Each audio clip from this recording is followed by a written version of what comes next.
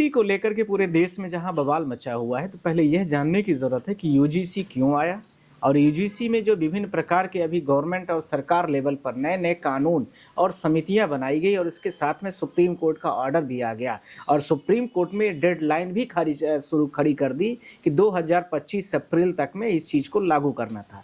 साथ ही साथ में यह भी था कि 2012 में जब यह यूजीसी की यह गाइडलाइन आई थी तो उसमें क्या था। तो इन सारी चीज़ों के बारे में थोड़ा सब लोगों को समझ लेना भी ज़रूरी है, फिर उसके बाद सब लोगों की अपनी राय भी हो जाएगी। इसमें पहला पॉइंट नंबर 1, यूजीसी की जो बात की जाती है, यूजीसी एक भारत देश में एक यूनियन लेवल पर एक ग्रांट कमीशन है जिसमें हर जाति के लोग, हर वर्ग के लोग अपने आप में शिक्षा दीक्षा के लिए पढ़ते हैं।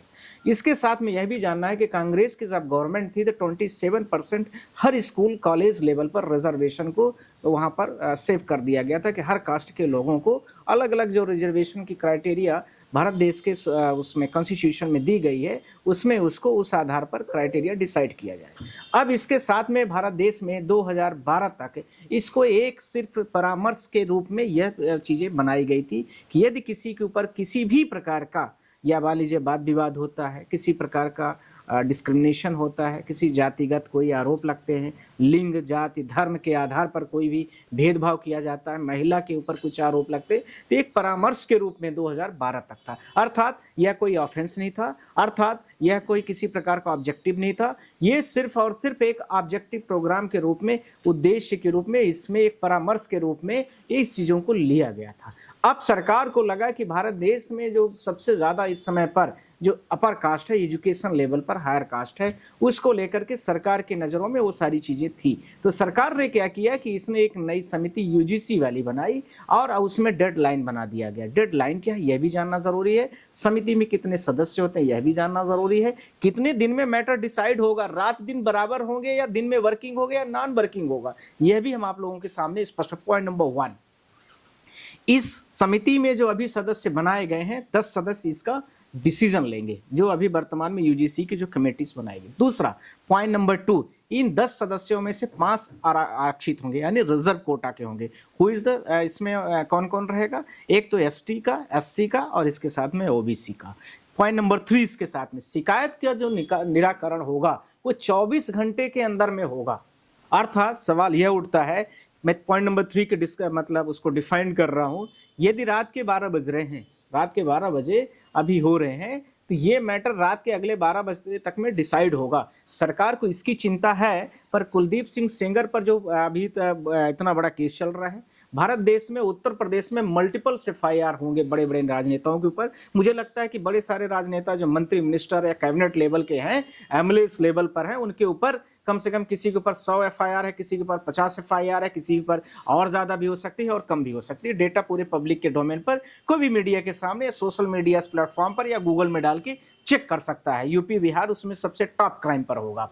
सवाल यह इसके साथ में नेक्स्ट पॉइंट, अर्थात 24 घंटे में उनका नहीं निराकरण हो रहा है, पर यहाँ यूजीसी के ग्रांट वाला जरूर निराकरण किया जाएगा। यह इसका पॉइंट नंबर 3 था। पॉइंट नंबर 4, शिकायत की जो की जाएगी इसका पूरा कन्विक्शन अर्थात पूरा ट्रायल केस का कितने दिनों में पूरा हो रहा है, 15 दिनों में। ऐसी क्या भारत देश में अफरा तफरी आ गई है कि 15 दिन में ही सारी चीजें पूरा हो की जा रही है। मुझे लगता है कि जो भारत देश में अभी जो आर्टिकल 24 है, आर्टिकल 24 में किसी आर्टिकल 22 आर्टिकल 24 तक की बात कर रहा हूं, उसमें स्पष्ट लिखा है कि कोई भी व्यक्ति को यदि पुलिस कस्टडी में लेती है तो उसका जो जुडिक्शन है उसका ये कि लोकल जो पुलिस जुडिशियल मजिस्ट्रेट होगा उसके पास में उसको ले जाना पड़ेगा और उसके साथ प्रेजेंट करना पड़ेगा उस फाइल को।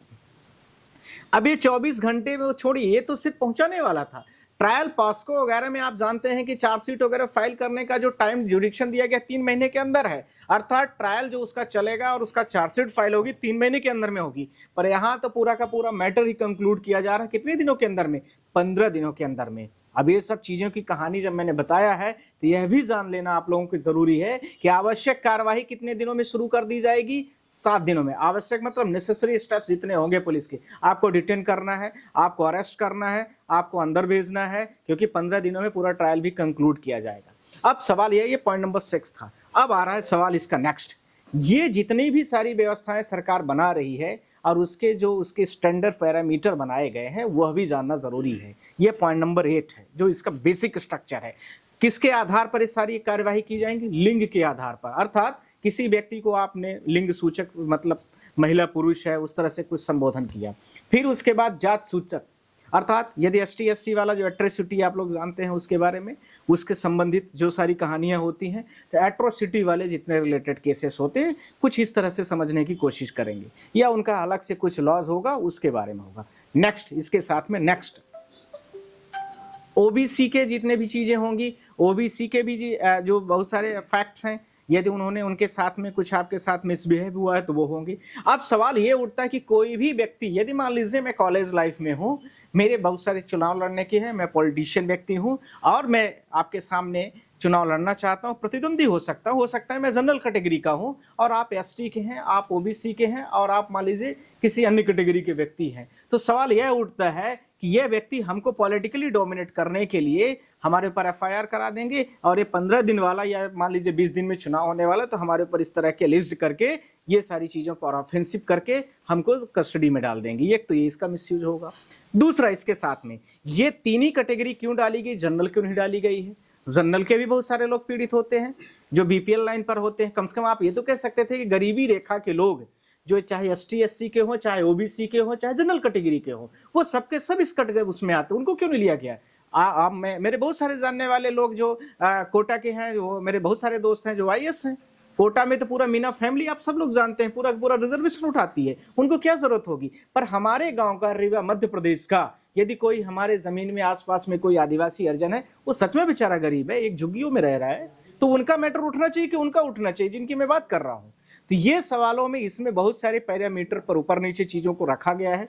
इसी के साथ में जो परिसर में भेदभाव की चीजें बढ़ेगी, परिसर का मतलब कॉलेज का जो जुडिक्शन टाइटल बाउंड्रीज होगा, यूजीसी की जो इतनी सारी चीजें जो एफिलेटेड होंगे कॉलेजेस और जो सारी चीजें आएंगी, उनपे ये बहुत बड़े लेवल पर भेदभाव बढ़ेगा। वहां पर अपर कास्ट बनाम ओबीसी एसटी एससी को मतलब बढ़ावा दिया जा रहा है। सरकार इस रूप को इसी तरह से बढ़ाने की कोशिश कर रही है जैसे पूरे भारत देश में हिंदू मुस्लिम करने के लिए कोशिश की जाती है। मुझे लगता है कि अब तो थोड़ा धीरे धीरे करके कुछ वकील भी ऐसे बन गए हैं, सुप्रीम कोर्ट में आते हैं, जिनका सिर्फ और सिर्फ एक उद्देश्य होता है कि हिंदू मुस्लिमवाद वाला किस तरह से डिस्प्यूट बढ़ जाए। अर्थात इसको ये कह सकते हैं कि नेगेटिव अप्रोच, भारत देश की एनर्जी का अप्रोच, भारत देश की सारी चीजों को गलत डायरेक्शन में ले जाने का अप्रोच, इस प्रकार की चीजों को बढ़ाने के लिए कोशिश की जाती, न कि देश के विकास और देश का जो हमारा पूरा वर्ल्ड लेवल में भारत देश की स्थान कहां पर जाके बने, नंबर 1 में कैसे पहुंचे, इसके बारे में कोई चर्चाएं नहीं होती है। मुझे लगता है कि सरकार के लेवल पर ये जिस प्रकार से ये सारी चीजें की गई हैं, तो इस सारी चीजों में झूठी शिकायत का सबसे ज्यादा भरमार होगी।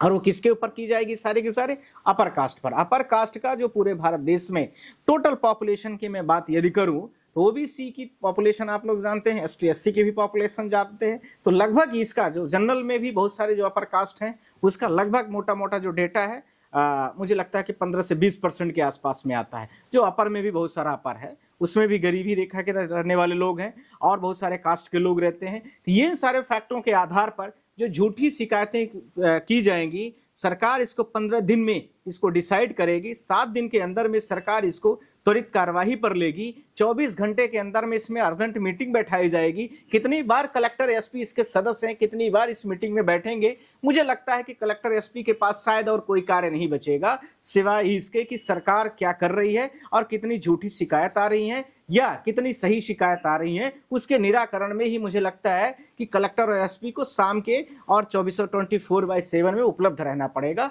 शायद जो एम्बुलेंस के पीछे लिखा रहता है कि 24/7 सेवा उपलब्ध है, मुझे लगता है कि कलेक्टर के कार्यालय के आगे और एसपी और पुलिस के कार्यालय के आगे भी अब लिख दिया जाएगा कि 24/7 ग्रांट कमीशन की जितनी कंप्लेन आएगी उसके लिए यह सेवा उपलब्ध है। साथ ही साथ में मैं आपसे यह भी कहना चाहता हूं कि जो संवेदनशील स्थान है, जहां पर ज्यादा इस तरह के मामले बढ़ जाएंगे, वहां पर किस तरीके की सरकार व्यवस्था करेगी यह भी सुनिश्चित नहीं किया गया है। साथ में 7 डेज जो वर्किंग 7 डेज कहा जा रहा है, तो यदि मान लीजिए कोई हॉलीडेज पड़े हैं 2 दिन 3 दिन के, जैसे कल ही रिपब्लिक डे था इंडिया का, 26 जनवरी थी, ऐसे दिनों के लिए 7 दिन का अभिप्राय क्या है? सरकार ने इसका भी स्पष्टीकरण इन चीजों पर नहीं दिया है। राष्ट्रीय स्तर पर निगरानी समिति बनाई है, अर्थात एक डेडलाइन भी बना दी गई कि ये निगरानी कमेटी जो होगी पूरे भारत देश को, पूरे जितने लगभग 30 राज्य जो भारत देश के हैं उन पर निगरानी करेगी, वॉचिंग करेगी, मॉनिटरिंग कमेटी बनाई गई कि यदि किसी ने इतने टाइम के अंदर में प्रकरण का डिसीजन नहीं लिया,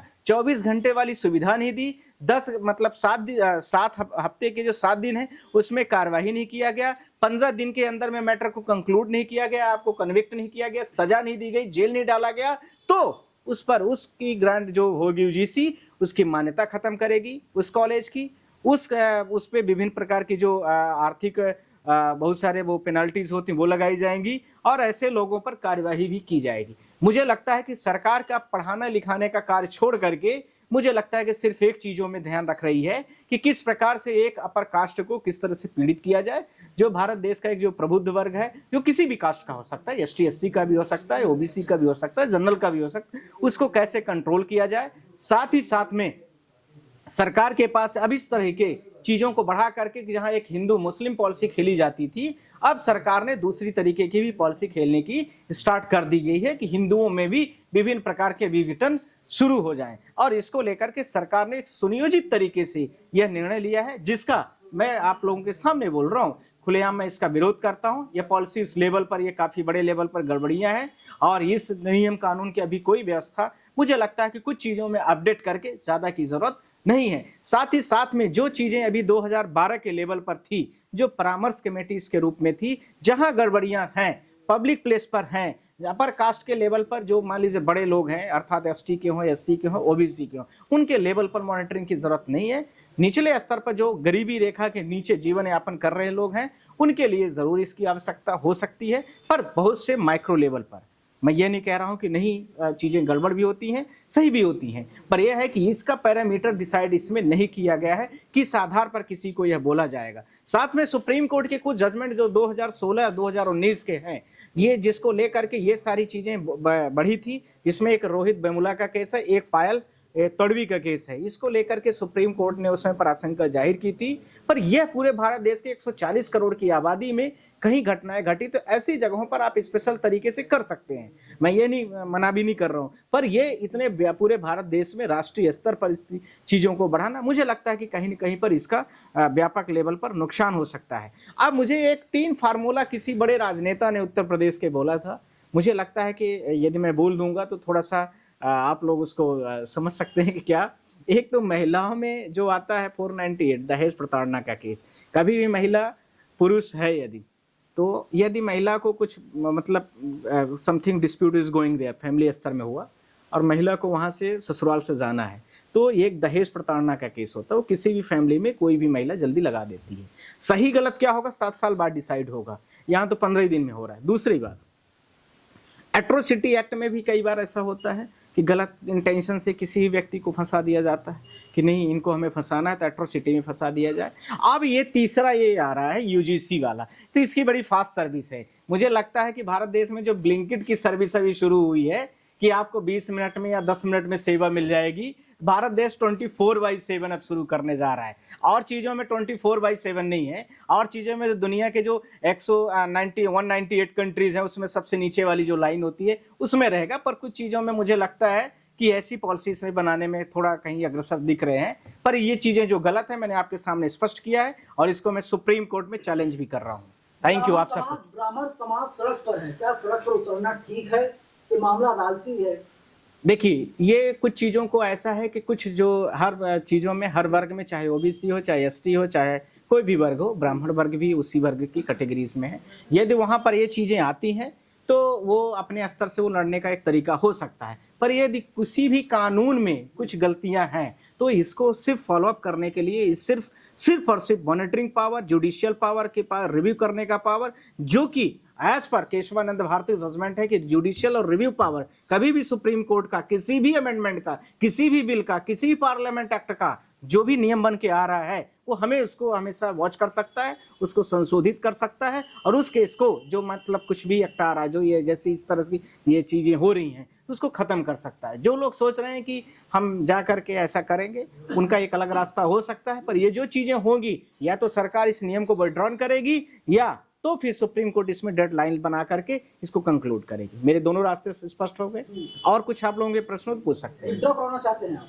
नहीं, मैं विड्रॉ की मैंने बात नहीं किया, इसमें संशोधन करके चीजों को करे, मेरा ये मतलब है। गलत को कैसे गलत कोई भी डिलीवर हो रही है चीजें तो वो गलत ना होने पाए, किसी जॉन लॉक एक बहुत बड़ा फिलोसफर था, उसने बोला था कि यदि कोई भी कानून ये एक व्यक्ति के ऊपर गलत तरीके से लगाया गया है तो यह हमारी आपकी सबकी आवश्यकता है कि उस गलत को गलत कहें, और उस गलत के वजह से 100 यदि गुनाहगार भी छूट जाते हैं तो उसको छोड़ने की जरूरत होती है। तो आप मेरा मतलब समझ गए, मेरा मतलब कि गलत नहीं होना चाहिए। यूजीसी का आंकड़ा कि 118% जो है जातिगत मामले बढ़े हैं, तो इन्हें कैसे रोका जाएगा? ये तो आपको मोदी और अमित शाह जी से और उत्तर प्रदेश के चीफ मिनिस्टर से पूछ लेना चाहिए था, हमसे पूछने की जरूरत है। हम लोग तो रोज केस ही लड़ते हैं।